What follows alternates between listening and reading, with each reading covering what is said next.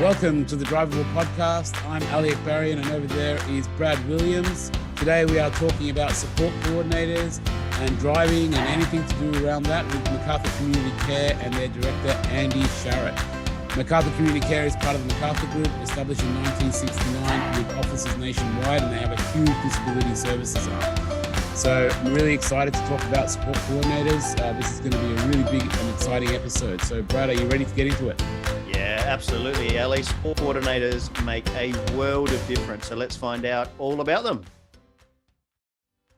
Welcome to the Drive Able podcast, where each episode you get to listen to two of Australia's leading professionals in the area of driving and community mobility for people with disabilities. In each episode, they interview drivers, carers, and industry experts and share the insider's guide to driving with a disability. Here are your hosts, Brad and Ollie. Hi, everyone. I am really excited to get into today's interview, but before we get started, we just wanted to make a quick shout out to the sponsors who make this show possible, Mobility Engineering and Williams OT. This show takes time and money to put together, and we are forever grateful for their passion to our industry. Okay, enough of the business. Let's get into the interview. Today, we have Andrea or Andy Sherratt, who is the director of McArthur Community Care in Adelaide. G'day, Andrea. Thanks for joining us. Can we start by asking you to introduce yourself and tell us a little about McArthur and what you're doing within the disability sector, your position, and I guess how you guys got into all of that, a little bit of an intro. And also, is it better Andrea or Andy? Look, I love the name Andy, so let's go with Andy. Okay, sounds good, Andy. Let's get into it. Tell us a little bit about McArthur and what you guys are doing there. Well, thanks, Ellie, for the introduction. My name's Andy. I've been in the disability sector for 36 years now, working closely with people with disabilities. McArthur is a national organisation that supports many lines of business. The disability business was, I guess, a business that was built 6 years ago. Simply due to such a high need in the community for quality service. And I guess McArthur hold that over 50 years with the quality service that they provide to many lines of business. So what were they doing prior to 6 years ago, McArthur? Okay, so McArthur was established in 1969 as a recruitment company, and they were providing labour hire to many industries, early childhood, local government, accounting, nursing even, so MedStaff, the oldest nursing agency here in South Australia. So there's many areas about McArthur. Typically, it is a recruitment company, but the disability arm of McArthur is, I guess, a business within a business. Yeah. Okay. So what areas in the disability sector and the NDIS sector are you offering? Is it disability support, or is it support coordination, or what other areas are you assisting in the disability sector and NDIS sector? Sure. Well, the beautiful aspect about McArthur is that they identify people that are so passionate about the industry that they work in. And I guess for us, my background is provision of supports to people with disabilities. So that is actually working with the person to identify all the aspects of their services that are important for them. We support people with high support needs, high complex, to people that just require a little bit of social support during the day. And we also provide support coordination or specialist support coordination. That's a separate area to the in-home support. So the support coordination typically is a practitioner or a professional person with industry knowledge, industry background, that intimately knows a client's support needs, but also knows many other therapists, professionals in the industry that can actually come together to, I guess, make the experience for the participant, I guess, a lot more of an enhanced experience because they're meeting all of their individual goals. Yeah, that's an interesting thing, and I guess we spoke about a little bit offline, and something that I've what I really highlight, I guess, within this this podcast is the concept of the support coordinator, and kind of dig into what they do and how accessible they are for everybody out there. Because as you just mentioned, it sort of seems like you can access this service from high needs all the way down to even just the basic social sort of stuff. Well, I don't want to call it basic, but basically like, you know, the more simpler sort of stuff. I guess if we look at the background of disability, we have come such a long way in while we're here now in NDIS setting. But for those that have actually been in the industry for quite a period, we would know, or they would know, that people have come from a welfare model. So therefore, their basic needs were just being met. And if there was anything additional that they wanted, they would have to rely on family members to provide those additional services. And goals wasn't really something that we spoke about back then. It was just purely about the services that the person requires to meet their daily needs, their basic daily needs. So now that the NDIS has come in, we're now talking about goals. So people, participants are actually now having to think about, well, what is it that I actually want for my life and how can I make that happen? And this is where the support coordinator or the specialist support coordinator comes in. So they sit with the participant and they identify and they really extract a person's essence to actually see, well, what is it that they actually want for the next 1 year, 2 years, 3 years? And they map the people accordingly to make that happen. And those people that specialist support coordinators can draw on are people like occupational therapists, speech therapists, dietitians, exercise physiologists. There are so many professionals out there now that a client participant can actually tap into to actualize their goals. Yeah, it's interesting you said that thing about the sort of the old versus the new, the welfare model. We've had a few people on here with sort of that were part of pre-NDIS life, and it's really interesting how different the culture is towards disabled people and how it's changing. And like it's almost like it was like I've met some people, particularly in my part of the world, the engineering, that are trying to quote unquote, for lack of a better term, help within the disability sector, but they're kind of like a previous generation, and that like they're nice and they're trying to be helpful, but it's always like it's on their terms, if that makes sense. And that's sort of like the welfare model. It's like, look, this is what we're giving you and you can just deal with it and make it fit within your structure, but that's all there's available, and it is what it is. Whereas I think there's been this huge, like a massive shift into like, okay, now what do you want and who are you as a person all of a sudden? And also, and that's actually one huge reason why we've, I guess, pushed with this podcast, is to really share that whole idea that it's not the OT's decision to tell you what you need. It's not my decision, the supplier or anyone's, or your mum and dad or anyone. It's you. You know, you've built that experience through whatever it is your life. However you want to do it, you got to do it. And this is awesome to have this this power and this complete shift. But I think what I'm seeing is even the community and the end users themselves, the clients, also need to come along with a little bit of that shift, because that culture is really stuck within a lot of that community. Absolutely. And yeah, look, and that's a really good point, Ali, because there has been a major shift and there has been this notion of be grateful for what you've got. I mean, we were seeing people in their 30s go into nursing homes simply because there wasn't adequate funding to be able to have those individuals live in their own home. So there was this capping of funding, and if you exceeded that, if your family members couldn't step in, well, you're going to have to go into a nursing home, which was totally inappropriate. But we've come such a long way. But this whole notion of goal setting is really difficult for some people.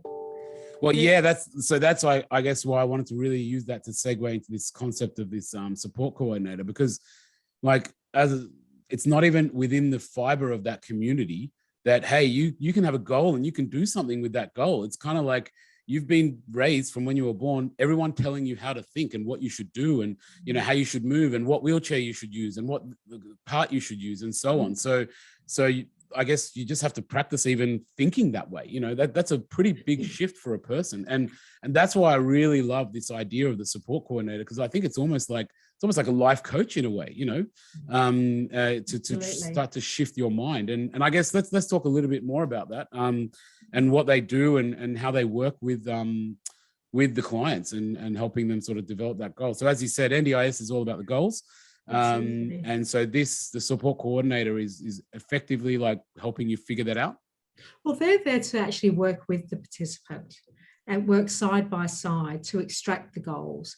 Ideally, a specialist support coordinator or support coordinator has the industry background, the industry knowledge, and the connections to be able to connect the participant to the various agencies, and whether that's organisations that do the provision of in-home support, whether it's connecting nursing services.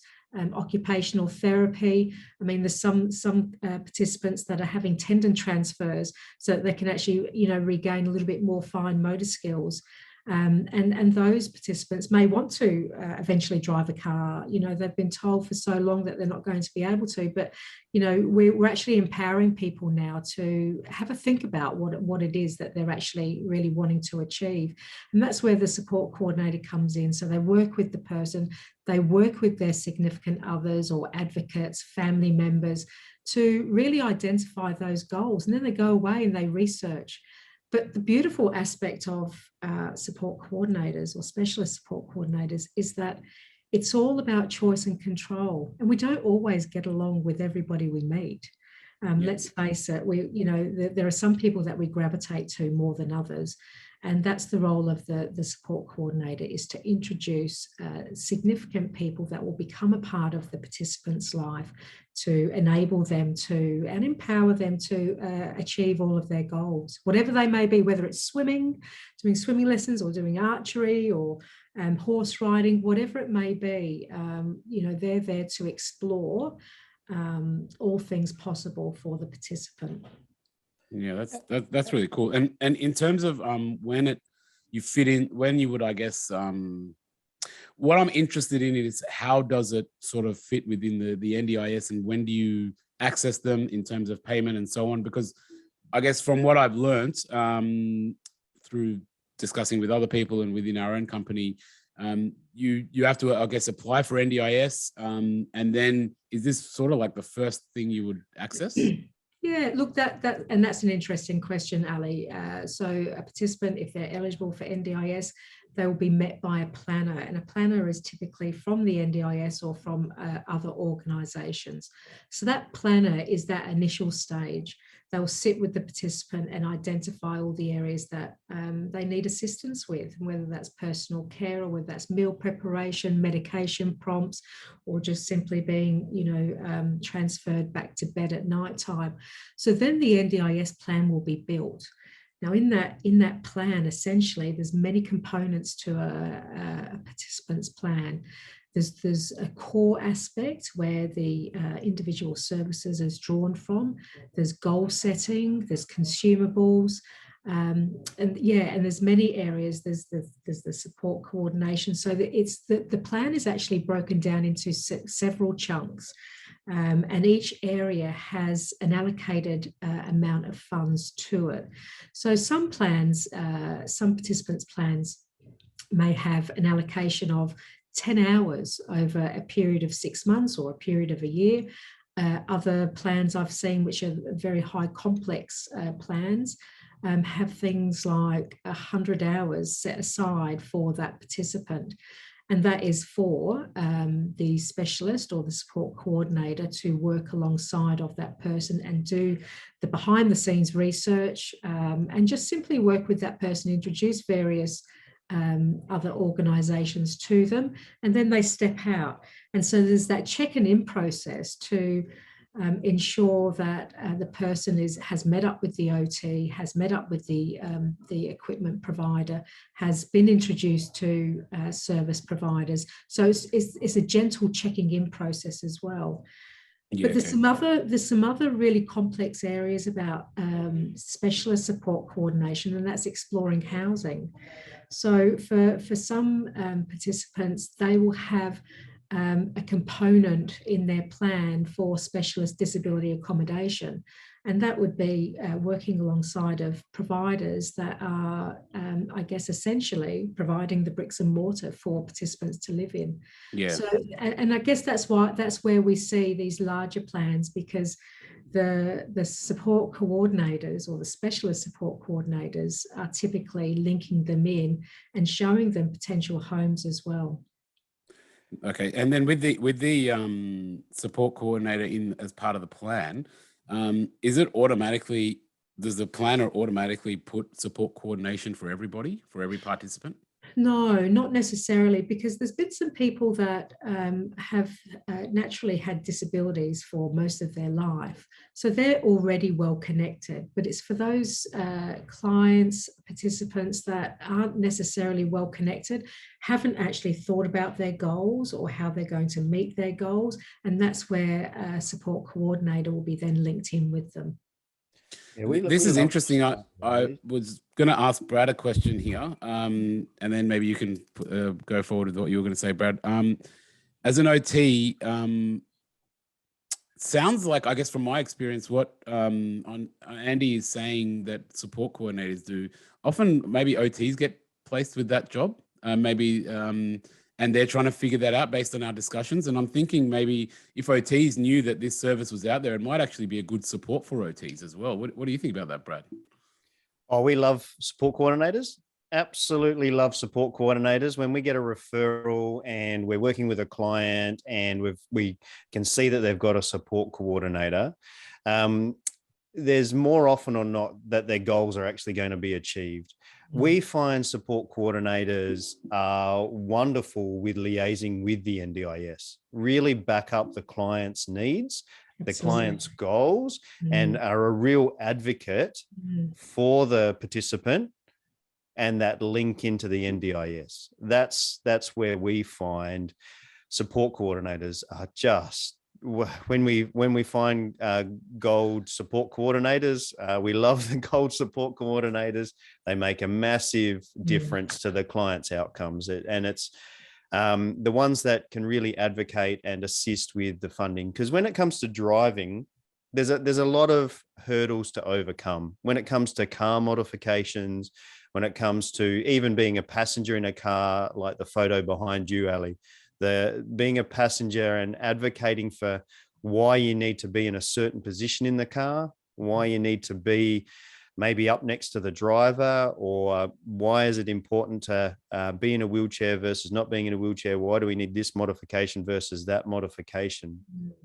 The support coordinator can really help advocate for the participant and assist with all of the hurdles that come with trying to get the funding allocated for that. That's where we find the massive gold aspects for this. Absolutely, and I couldn't agree more with you, Brad. It is such a critical, I see it's a critical component to a person's well-being. The specialist support coordinators and support coordinators within the McArthur group have a wealth of experience. We have over there occupational therapy, we have developmental educators, we have social workers, we have a psychologist. So it's from all those disciplines. And yeah, I mean, I've seen some amazing outcomes for participants, and not only are they working with the participant and checking in and making sure that the goals are being reached or we're getting close to the goals. What they often do as well is go back in and go back to bat for the participant. So if a review is required, if the circumstances of the participant has changed and there's a review that needs to occur, they will go in and really push for that as well, because they're actually working for the participant. Yeah, and the bit that I find really useful, especially if you've got a goal around driving or getting out and about in the community, is those funds aren't allocated to your NDIS budget, your funds at the start. You've got to go and get your assessment, and then the assessment produces quotes and recommendations, and then they need to be allocated to the participants' line of funding. And if you've got a plan that's allocated for 2 or 3 years, as they are tending to do more now since the start of COVID compared to 1-year plan reviews, then people need to have a change of circumstance review to try and get those funds allocated. Andy, do you assist people through that process as a support coordinator? Look, I personally don't, because I like to stick in my own camp. I mean, I'm in awe of what the support coordinators do for participants, because you're absolutely right. They will go out there and they will, I guess, order from the particular person assessments, functional capacity assessments, in order to justify why a person needs to have a house modified, or why a person needs to have 2-to-1 assist with transfers. But my area typically, Brad, is the provision of in-home support. So we work with the participant with their plan to make sure that all the areas of their individual needs are covered, from personal care to transfers to toileting to medication prompts to meal assistance to community access. So our role is quite large as well. Yeah, absolutely. This is a podcast about getting out and about and getting out in the community and making sure you can get to appointments. But even, as we've heard, getting out to go to McDonald's or KFC or go to the beach or whatever it is, that community access is really important. As the support coordinators for in-home care, where does that fit into what you're doing as support providers in the home? How can that be? Yeah, look, the support coordinators will work very closely with the participant to make sure that their provider, whoever that provider is actually providing the services that are in the participant's plan. And so it's constantly checking in so that there's no gaps. And I feel that, every participant that, does require that higher level of support needs to have someone checking in with them, because I think when we've come from that welfare model, some participants are still in that headset of, if this is the support services that I'm getting here, I'm not going to change providers, because who knows what support services I'll get elsewhere. So there's still some people that are really stuck in that headset, just be grateful for what I've got, where we're really trying to empower and encourage people to speak up. If this doesn't feel right, if your support worker is half an hour late, or they don't turn up one morning, and then you call on your friend down the road to assist you, it's actually not okay. Yeah. So this is where the support coordinator will work with the participant and extract all that information, check in and ask all the right questions. And I do believe that they are, I guess, essentially significant people that do keep providers on their toes if the participant doesn't. Yeah. I mean, I really like the concept. I mean, it'll work, as you said, you're doing in-home stuff, but it definitely will work even with your, the transport side of things. One of the things which I was thinking of with what you're mentioning there, and also around the welfare stuff, is that whole piece of really understanding that you do have that inner desire can come out, and you can, and I think going through, just from what I'm hearing, going with a support coordinator may significantly cut down your stress and time as well in fighting for this stuff. Like, I'm thinking of, for example, one of our first guests, Deidre, to try and convince, NDIS of that just a swivel seat was better than because she wanted to sit next to her daughter while she went on drives, and rather than having her in the boot of the car in a van, it took her 2 years or a year and a half or something to convince the NDIS that this is what we need. And they just kept saying, no, stick her in the boot type thing. And I mean, we've seen her life now. It's amazing. They've got a phenomenal life, traveling all around the country, hundreds of thousands of dollars back into the community over many years, whereas they were stuck at home, for 30 years. So it's just interesting, because they've got a little bit of a, we've got to go it alone attitude, and you don't, and that's why I really love this concept. And you've got people that know what they're doing, and they can, I guess, for lack of the better term, kick the right butts that need to be kicked, if that makes sense. Absolutely. And I think where we operate from at McArthur, not just in South Australia, but Victoria, New South Wales and Brisbane, We really want to support the individual how we would want to be supported ourselves. Yeah, exactly. It's not rocket science. It's really quite simple. It's stepping in another's shoes, and it's going into bat for that person. I mean, we as a provider can't go into bat for a person in terms of requiring additional hours or anything like that, but a support coordinator can. And this is where the industry needs passionate people, experienced people that have been in the industry for some time, that will advocate and push for people as they would want for their own loved ones. Yeah. No, that's really good. So I guess moving on, how do we find a support coordinator? What makes a good support coordinator? Any tips? Yeah, look, what I think makes a good support coordinator is someone who's been in the industry for a while, but that doesn't always necessarily mean that they're good, but someone who is actually going to sit alongside of another and really come to understand that person, connect with them, and ask all the questions that you would want to be asked yourself in order to essentially build this person's profile in a way that I'm going to journey with you, and I'm going to see you achieve your goals every single step of the way. That, I believe, is what a specialist or support coordinator ideally is. Someone who can step in another's shoes and want for them that they would want for themselves, or someone that they love. Where we find these people, well, the support planners initially, when they're building the plan with a client, can steer them in the direction. We can Google support coordination, specialist support coordination, or support coordination. Just punch it into your browser, and there'll be so many that do come up. But your organisations, your OTs, your other therapists, they can steer you in that direction as well, because we have to really remember here, we're well and truly connected with each other. And I guess those that have a really high practice standard, they will be very connected to like-minded people. So I've got a question from, this is coming from an occupational therapist background, and this might help people putting in modifications to cars, the engineers, the modifiers and so forth as well. We do one-off assessments, or we come in and we do a small chunk of their life.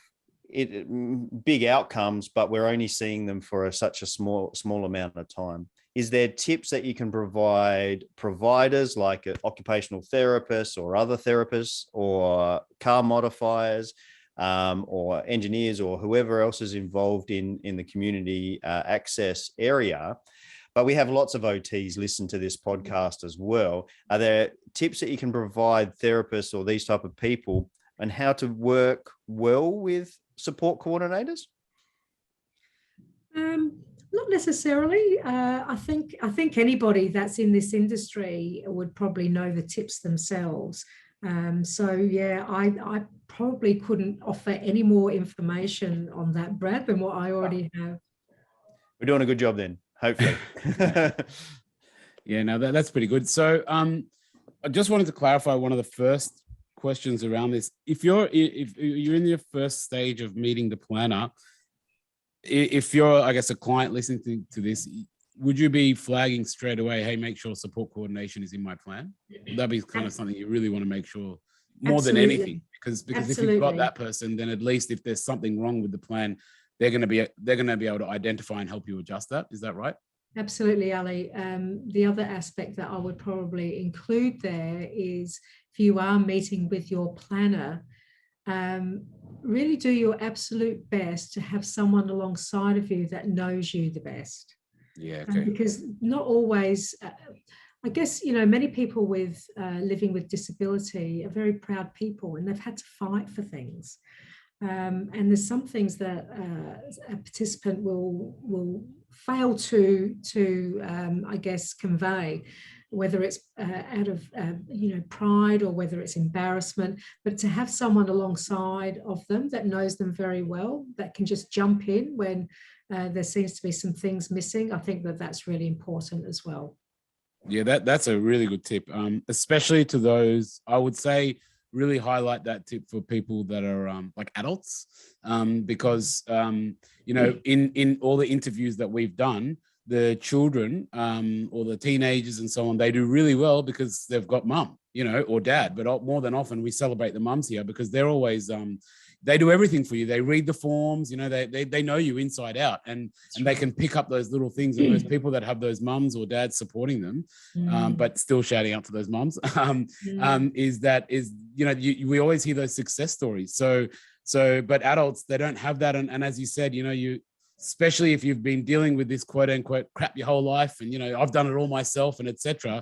That's part of your DNA. So it's going to be pretty hard also to swallow that, hey, I need to have someone there. And it's actually, you might even feel that it's a form of weakness, but I think actually it's a form of strength, because you're coming there with your community, and you're saying, hey, you can't mess with me. I've got a community here, you know, and we're not going to stand up for it. We all work together, and these guys know who I am, you know, and so if I don't know it, they will. So, and I think that's a huge show of strength more than anything.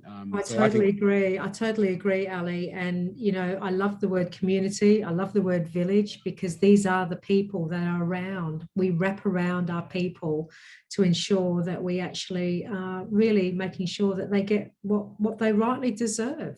Yeah.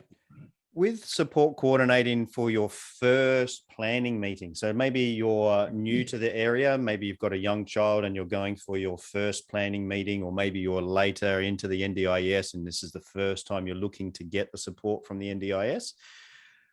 Should we have a support coordinator for our first planning meeting? Is that something that you have to pay for yourself? Can you elaborate on that a little bit for us, Daniel? Yeah, generally, well, you wouldn't pay for it yourself. Generally, the first initial meeting is with you, the participant, and your planner. And then the support coordination comes in after. So it is, I think we touched on your point there before, Ali. Is it something that participants should be asking for initially at the planning meeting? Absolutely. So we're conveying that message that this is the person that we want, because these are the goals that I want to achieve.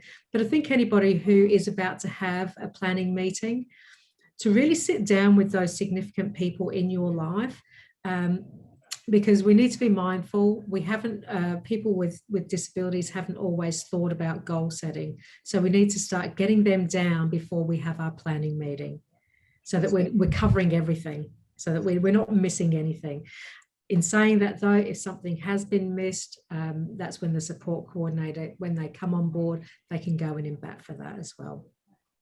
Yeah, I really like, and I want to keep continuing to highlight this idea of like, I guess leaning into your friends and family and community, and not just, you know, your mum and dad, but like everybody. You know, I guess I've been through some, you know, personal crises myself in recent times, and you don't realize, but your community is always looking out, you know, and you sometimes feel like you're alone, but then when you go out and talk to them, they're like, yeah, this is what you're like, and this is who you are, and so on and so forth, and they've got your back, and everyone's looking out for each other just like you are. And that's just the standard kind of human nature and community that we're in. So I think it's just lean into them even for the goals. Like it is one thing which I've realized of late is we're all interconnected, as you said. So even though a goal is yours, your community can help you find those goals, you know, because they've been seeing you, you know, more than maybe what you have. So they might go, hey, you know, Brad, you actually look like you might want to drive, you know, and I reckon you could, you know, and you might not even thought about that, you know, and then they might say, well, you're always talking about all these great things you want to do, and probably you want to get into the car, you know. And so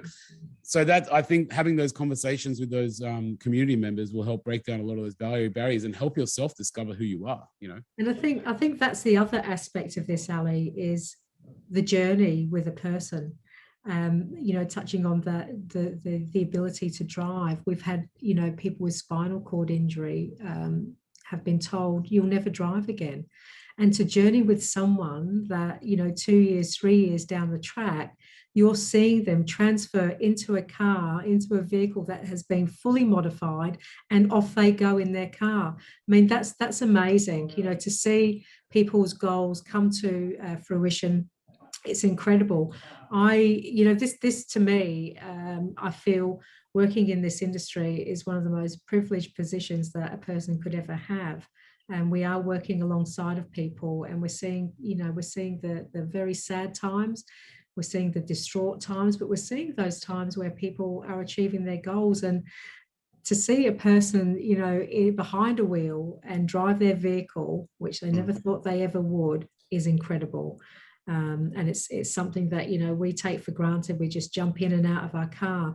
But the majority of, I just want to touch on the client base that we have, which are people that here in South Australia, which are people that have actually acquired their disabilities through motor vehicle accidents or some risk-taking behaviour or a neurological disorder. When we're journeying with them and when we're seeing them achieve their goals, there is nothing more fulfilling for me. And that's simply not because we're actually doing that. It's the person that's doing that.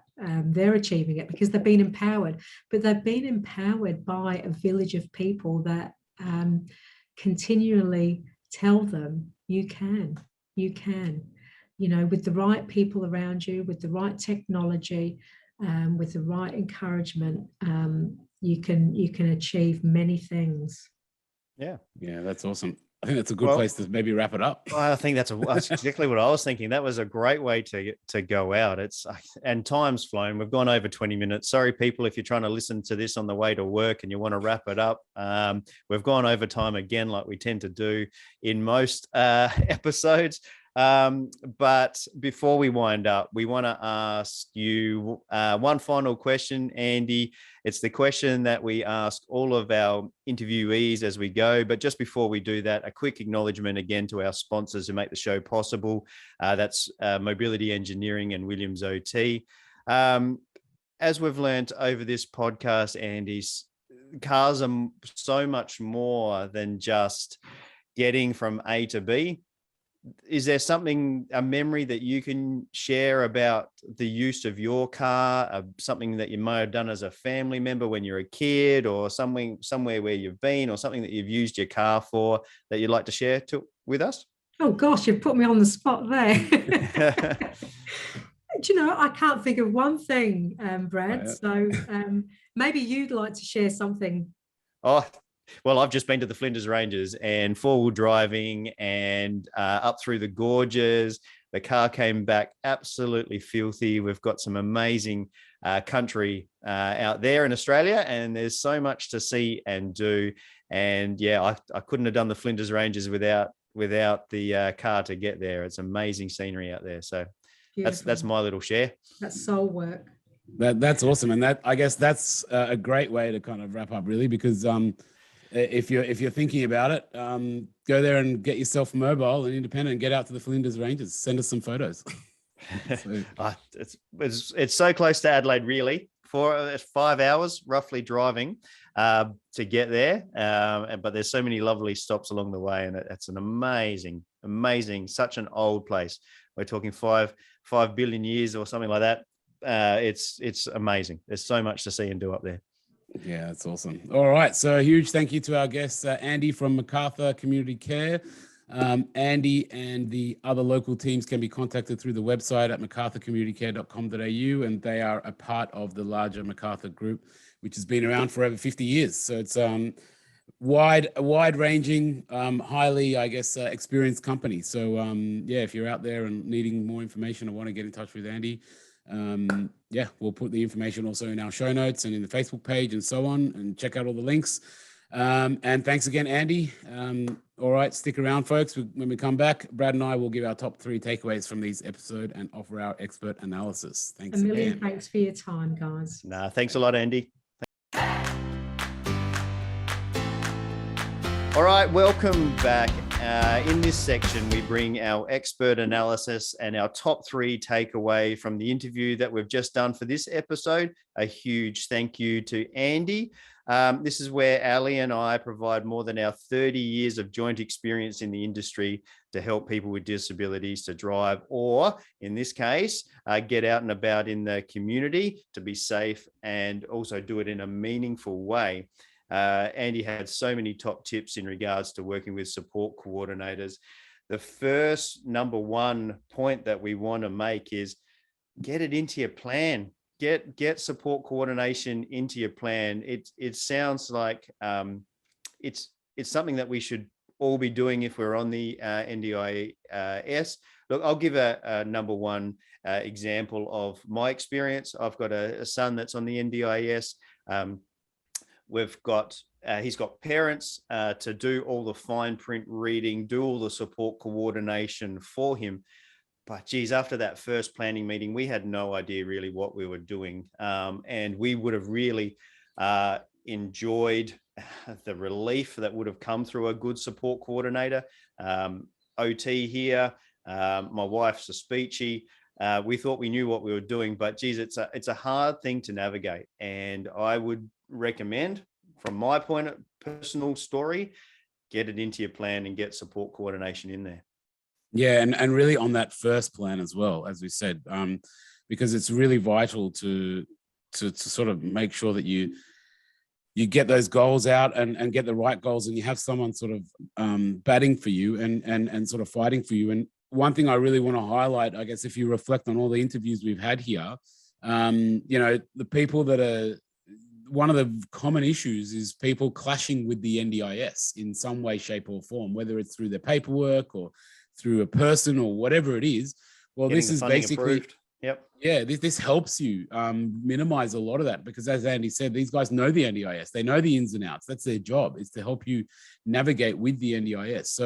So it'll just remove a lot of those issues, a lot of stress, a lot of anxiety, a lot of time, you know, and someone that can understand how to get those goals across. Like, for example, as we said, this picture in the background, someone sitting in there may just want to sit in the car and stick out and look at a view like that, you know, rather than be stuck out the back. So, but it might be very hard for them to articulate that, but the support coordinator could really understand and extract that. So that's a huge one, which I think then we can really segue that into the second learning, which particularly, I guess we want to put that message out there for adults and even for kids, that it is okay to ask for help.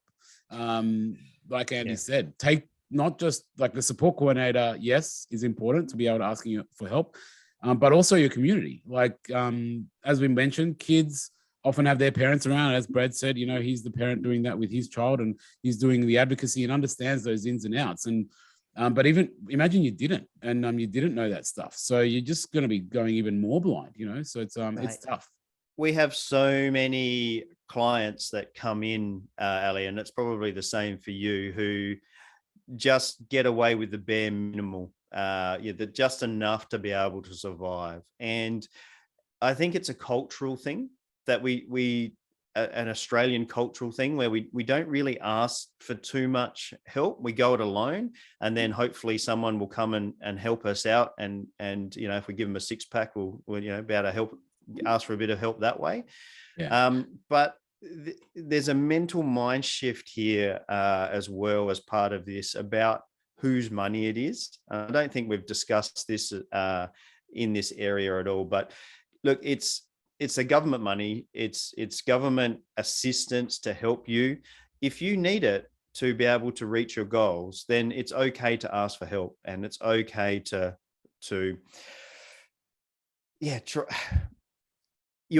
if you're going to spend the government's money and you're going to get out and about in the community, you're going to add back to the community by paying your GST on your groceries and paying for the paying for your coffees and adding back to the community in general. So it's all going to come back into the government anyway. So it's like a circular type of scenario. So don't be afraid to ask for help.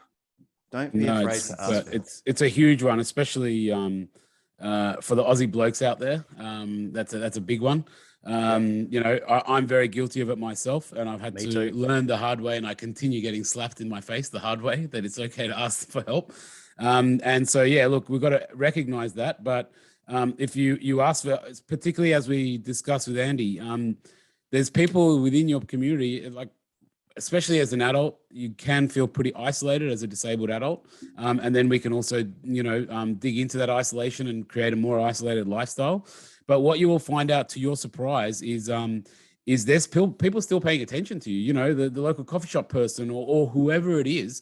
And so if you need a question answered, you can ask them. Just say, hey, what do you think about me? Or what do you think I should be doing with my life, and so on, or whatever it is, you know, whatever. And you'd be very surprised how many people are paying attention to you and actually care, you know. And on that note of what Brad was saying, just being a disabled person and being visible in the community does so much good for our community, because it normalizes the community. Like it's a community is one that has everything from all walks of life. So if you're out there and just hanging out at the pub, it's got financial benefit in the long run, massive financial benefit, because people are more open-minded, they're accepting, and then they can move much more forward with their lives. Yeah, and I love that about what's happened since the NDIS has come on board. Yeah, I think it's people are getting what they need, so that means they're getting out more and more. Let's keep it rolling. Let's go into our number 3 takeaway. If you're going to ask for support coordinating, then make sure that you get someone that's experienced and well connected. We spoke to Andy off air. She said that there's people coming through uni and TAFE courses and so forth with a degree in case management, and advocating that they can do this, but a well-connected support coordinator can make a world of difference. That's what I got from Andy all the way through that interview.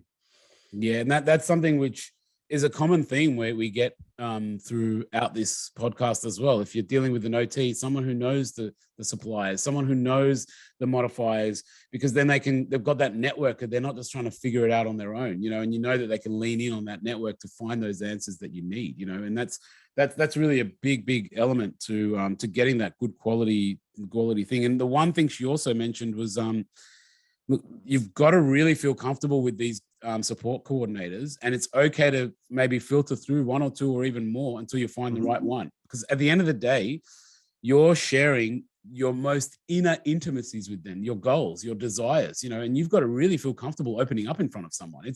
And not only that, they'll be coming into your house, and they're going to come into your house and they're going to dig into your heart, and find out what is it that you really want, and so those kind of conversations, you can't have them with just a stranger that you don't feel comfortable with. Your mind and your body is just going to be closed to any new opportunity. So you've got to feel comfortable with them. They've got to make you feel good about yourself, and really got to have that kind of empathy piece. And that's what Andy mentioned, was that even within McArthur, they've got hundreds of these workers and so on, and they advocate themselves to the people. If you don't like them, we can sack them and change them, because people don't get along, and that's normal. That's how society works.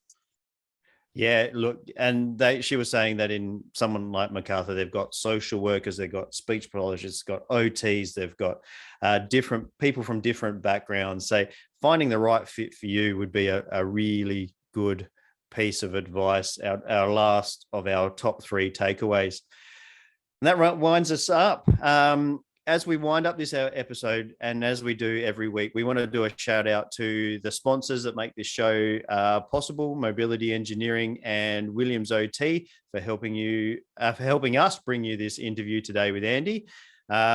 Williams OT is a driver assessment and rehab organization that has all the pieces of the puzzle to assist people with disabilities reach their driving and community goals. And Mobility Engineering is a team of passionate and dedicated people focused on bringing Australia's largest range of suitable transport solutions for all walks of life. If you'd like to be a sponsor of this show, make sure that you reach out to us and drop us a line, and we're more than happy to mention your company with these segues in our show. And that's it. As we say in every episode, the advice provided in this podcast is general in nature. If you have any queries about what can work for you and what you can do, make sure you get in contact with your local OT or mobility dealer and set yourself up with a trial. But for this interview, make sure you put yourself in touch with a really good support coordinator. They could make a world of difference. That's it. Thanks very much. Thanks, Brad. See you next time. See ya. Thanks for listening to the Drive Able podcast with Brad Williams and Ali Akbarian. If you like what you've heard, make sure you like, rate and subscribe. It really does make a massive difference. If you or anyone you know would like to share a story about driving with a disability, or you would like to get in contact, find the show notes, or find the resources mentioned in this episode, you can find us on Facebook. just search @DriveAble Podcast for more information.